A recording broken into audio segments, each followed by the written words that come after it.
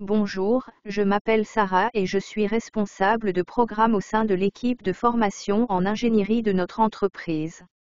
Une façon de centraliser et d'organiser dont je pense qu'on n'en parle pas aussi régulièrement que la documentation est honnêtement d'avoir un stand DUP quotidien ou un stand DUP hebdomadaire avec votre équipe de projet interfonctionnel. Parfois, en tant que chef de projet, vous êtes enclin à simplement dire « Eh bien, notre analyste de données n'a peut-être pas besoin de savoir ce que fait notre spécialiste du marketing simplement parce qu'ils sont si séparés. » Mais honnêtement, donner à chacun la possibilité de participer à une réunion semaine après semaine et de parler très rapidement, c'est ce que je viens de terminer. C'est ce sur quoi je travaille, créer une certaine visibilité, de la transparence et créer un sens de la camaraderie et du travail d'équipe d'une manière que le simple fait de documenter tout cela sans en avoir une conversation ne résout pas vraiment.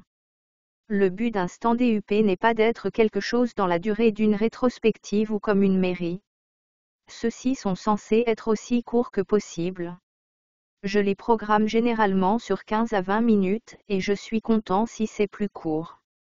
Nous voulons vraiment que les gens passent rapidement à travers ce sur quoi ils travaillent en ce moment et s'ils ont des bloqueurs, tout ce qui pourrait gêner un coéquipier ou un projet particulier, une partie du projet et faire des progrès, alors vous pourriez besoin de prévoir du temps supplémentaire avec cette personne en particulier ou le propriétaire du flux de travail pour effectuer ces tâches et voir ce que vous pouvez faire pour aider à les décoller.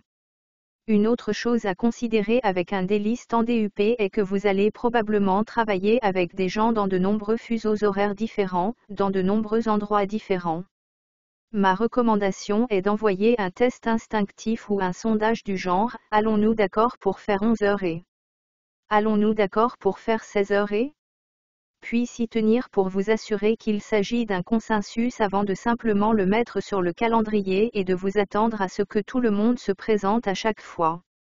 Si vous travaillez sur un projet avec un délai très serré, si vous faites un stand DUP tous les jours, j'essaie de ne pas créer une culture où il est obligatoire que tout le monde soit là. Cela se produit tous les jours et certains éléments d'un projet peuvent évoluer plus rapidement à d'autres moments que d'autres.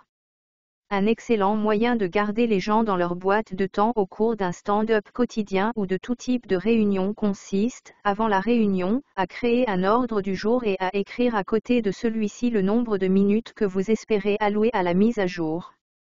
Mais si quelque chose survient, j'essaie généralement de dire « ne les coupez pas au milieu de la phrase ». Ce n'est jamais une bonne façon de travailler avec vos parties prenantes ou avec votre équipe de projet pour simplement leur dire « 2 minutes sont écoulées, vous avez terminé ».